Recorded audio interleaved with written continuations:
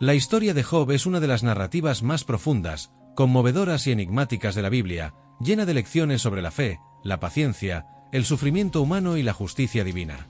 Relatada en el libro de Job, esta es la historia de un hombre justo y piadoso que, a través de pruebas inimaginables, se enfrenta a la desesperación, pero también al misterio de la voluntad de Dios. Job vivía en la tierra de Uz, una región ubicada en algún lugar al este de Israel, en tiempos antiguos, y era un hombre de notable virtud. Descrito como perfecto y recto, Job era una figura venerada por su devoción a Dios. Poseía una riqueza inmensa, tanto material como espiritual. Tenía una gran familia, con 7 hijos y 3 hijas, y numerosos sirvientes.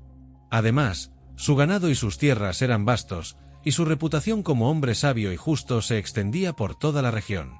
Era un hombre temeroso de Dios. Según las Escrituras, se apartaba del mal. Job era un hombre justo, no solo en su relación con Dios, sino también con los demás. Ayudaba a los necesitados, respetaba la ley divina y ofrecía sacrificios a Dios por sus hijos, por si acaso alguno de ellos hubiera pecado en su corazón.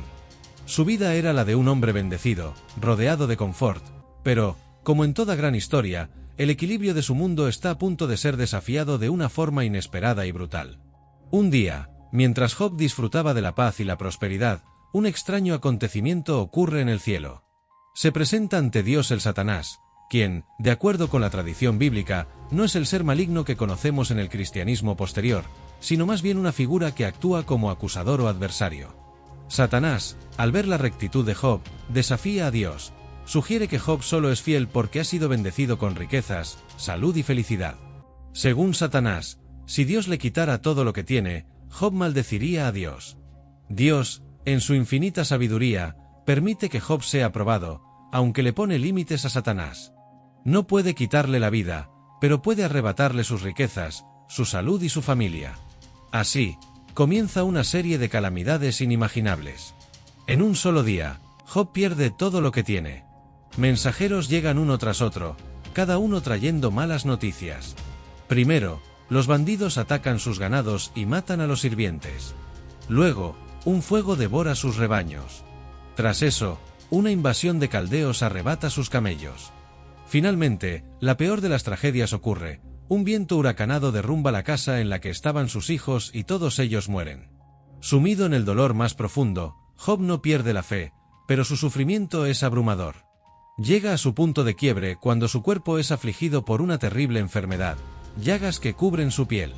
Su dolor físico es insoportable, y se ve obligado a rascarse las heridas con un trozo de barro, mientras se sienta en la ceniza. Job, sintiéndose completamente solo y abandonado, comienza a lamentarse.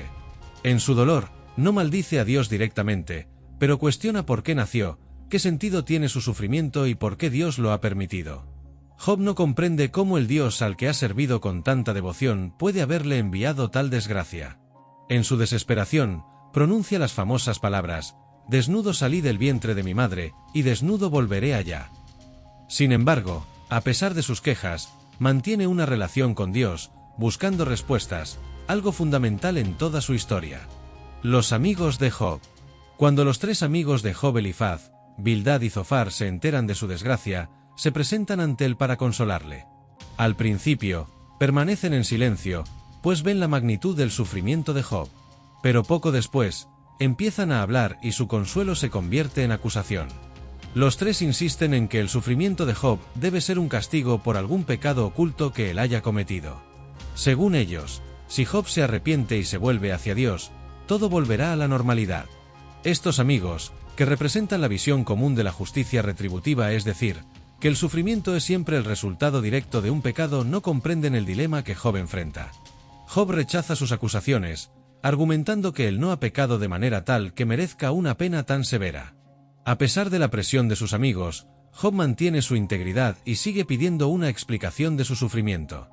El desesperado lamento de Job. En sus largos monólogos, Job expresa su angustia y reflexiona sobre la naturaleza de la justicia divina. Lamenta su destino, no porque quiera morir necesariamente, sino porque no puede comprender la razón detrás de su sufrimiento. Job llega incluso a cuestionar la propia naturaleza de Dios, preguntándose si es justo que el mal prospera mientras el justo sufre. Pero a pesar de sus dudas, Job nunca abandona su deseo de encontrar una respuesta de Dios. En su alma arde la necesidad de entender el propósito detrás de su prueba, y aunque siente la ausencia de una respuesta inmediata, no llega a la desesperación total. La respuesta de Dios. Después de los prolongados debates con sus amigos, finalmente, Dios responde. Pero lo hace de una manera que Job no esperaba. En un torbellino, Dios se le aparece, pero no ofrece una explicación directa sobre el sufrimiento de Job. En lugar de dar una respuesta lógica, Dios le plantea una serie de preguntas que demuestran la inmensidad de su poder y la limitación de la comprensión humana. ¿Dónde estabas tú cuando fundé la tierra?, le pregunta Dios. ¿Quién dio instrucciones al mar o hizo nacer las estrellas? Estas preguntas hacen que Job se dé cuenta de lo pequeño que es en comparación con la grandeza divina. La respuesta de Dios, en su magnificencia y misterio, señala que no es el ser humano quien debe comprenderlo todo, sino que la fe es una respuesta ante lo incomprensible. La restauración de Job. Con el corazón humillado, Job responde a Dios con humildad: «He aquí, yo soy vil, ¿qué te responderé?». Job se arrepiente de sus dudas y de haber cuestionado a Dios, reconociendo su limitación y la grandeza infinita de la divinidad. Dios, viendo su arrepentimiento y fe renovada, decide restaurarle todo lo que había perdido. No solo le devuelve su riqueza, sino que le da una nueva familia. Sus hijos nacen, y Job vive muchos años más, llegando a ser aún más bendecido que antes. La lección de Job. La historia de Job no ofrece respuestas simples al sufrimiento humano, pero sí profundiza en la complejidad de la relación entre el ser humano y Dios. Job no es castigado por dudar o lamentarse, sino por su persistente fe, que a pesar de las adversidades no lo abandona por completo. El sufrimiento, según el libro, no siempre es castigo por el pecado, y no hay explicaciones fáciles para el dolor humano.